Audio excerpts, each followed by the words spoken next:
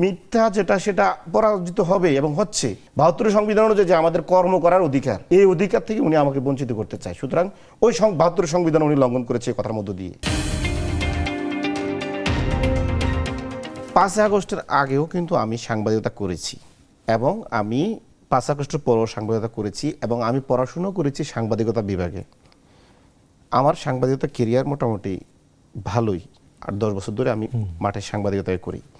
৫ আগস্টের পরে আমি হাউস চেঞ্জ করেছি। আমি জনকণ্ঠে শ্রম আইন অনুসারে আমি এখানে অ্যাডভাইজার পদে চাকরি করছি, চাকরি একদম চাকরি।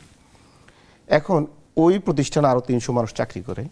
আপনি যেভাবে শ্রম আইন অনুসারে নেক্সাস টেলিভিশনে চাকরি করেন, এখন আপনি যদি নেক্সাস টেলিভিশনে চাকরি করেন, যদি আপনার নামে আপনি যদি এটার মালিক না হন এবং আপনার কোনো শেয়ার হোল্ডারও না থাকেন, বোর্ড অফ ডিরেক্টরও না থাকেন, আপনাকে কি কেউ মালিক বলবে?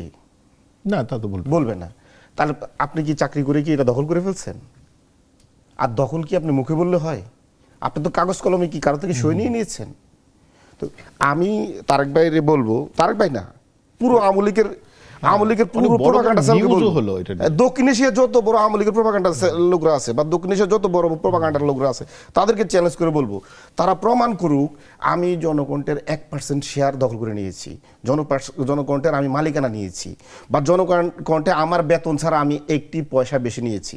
বরং আমি বলতে পারবো জনকণ্ঠে আমি শ্রম দিচ্ছি, গাম দিচ্ছি, আমার 7 মাসের বেতন হয় না, পাচ্ছি না।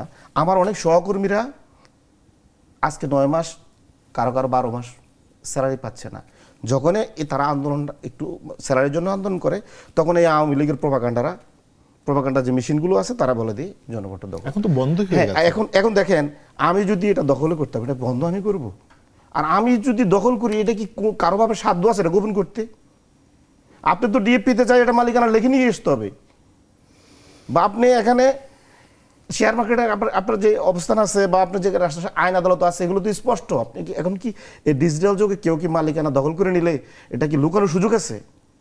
এই অভিযোগটা ওনারা করবেন এবং ওনারা এগুলো বারবার করে আসতেছেন। ওনারা নিজেরাও জানেন এই যে অভিযোগ করেন এগুলো মিথ্যা, তারপরে করে আসতেছেন, করেন। তবে আমি এগুলো গায়ে নিই না, কারণ সত্য কারো কাছে মুখাপেক্ষি না, কারো ধারস্থ হয় না। এবং কেউ মিথ্যা বললে মানে সত্য ওইটাকে আবার মানে নিজে এগুলো প্রতিহত করে। এবং সুতরাং মিথ্যা যেটা সেটা পরাজিত হবে এবং হচ্ছে।